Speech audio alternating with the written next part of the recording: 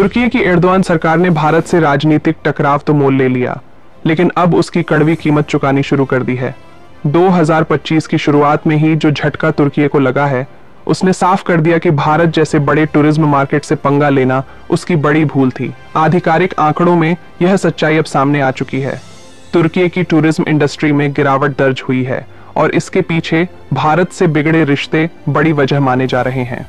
तुर्की की संस्कृति और पर्यटन मंत्रालय द्वारा जारी आंकड़ों के मुताबिक जनवरी से अप्रैल 2025 के बीच 10,50,90,000 विदेशी पर्यटक तुर्की आए।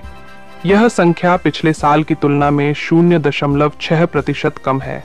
हालांकि यह गिरावट मामूली दिख सकती है, लेकिन जिस गति से तुर्की का टूरिज्म सेक्टर बढ़ता है, उस लिहाज से यह बड़ा झटका माना जा रहा है। भारत से कम टूरिस्ट पहुंचे जानकारों का मानना है कि भारत से आने वाले पर्यटकों की संख्या में स्पष्ट गिरावट दर्ज की गई है। इसकी बड़ी वजह पिछले कुछ महीनों में राष्ट्रपति रेसेप तैयप एर्दोआन के भारत विरोधी बयान और कश्मीर को लेकर दिए गए विवादित भाषण हैं। भारत में इसका तीखा विरोध हुआ और कई ट्रैवल एजेंसियों ने तुर्की टूर पैकेज पर फोकस घटा दिया। सोशल मीडिया पर भी #बॉयकॉट टर्की ट्रेंड करने लगा। भारत का टूरिस्ट पावर क्या है? हर साल करीब 2 लाख भारतीय टूरिस्ट तुर्की की यात्रा करते हैं, जो देश के टूरिज्म रेवेन्यू में सैकड़ों करोड़ रुपए का योगदान देते हैं। भारत एक ऐसा बाजार है जो हाई स्पेंडिंग टूरिस्ट के तौर पर जाना जाता है, यानी भारतीय पर्यटक शॉपिंग, होटल, टूर पैकेज में ज़्यादा खर्च करते हैं। यदि यह आंकड़ा गिरता है तो तुर्की की टूरिज्म अर्थव्यवस्था को तगड़ा झटका लगता है। एर्दोआन पर दबाव बढ़ा। टूरिज्म सेक्टर में गिरावट ने एर्दोआन सरकार पर दबाव बढ़ा दिया है। विपक्षी दल इसे सरकार की विवादित विदेश नीति का सीधा असर बता रहे हैं।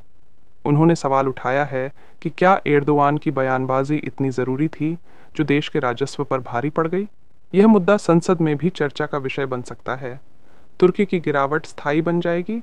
विशेषज्ञ मानते हैं कि यदि तुर्की भारत जैसे देशों से संबंध नहीं सुधारता तो हर साल ऐसे ही गिरावट आती रहेगी।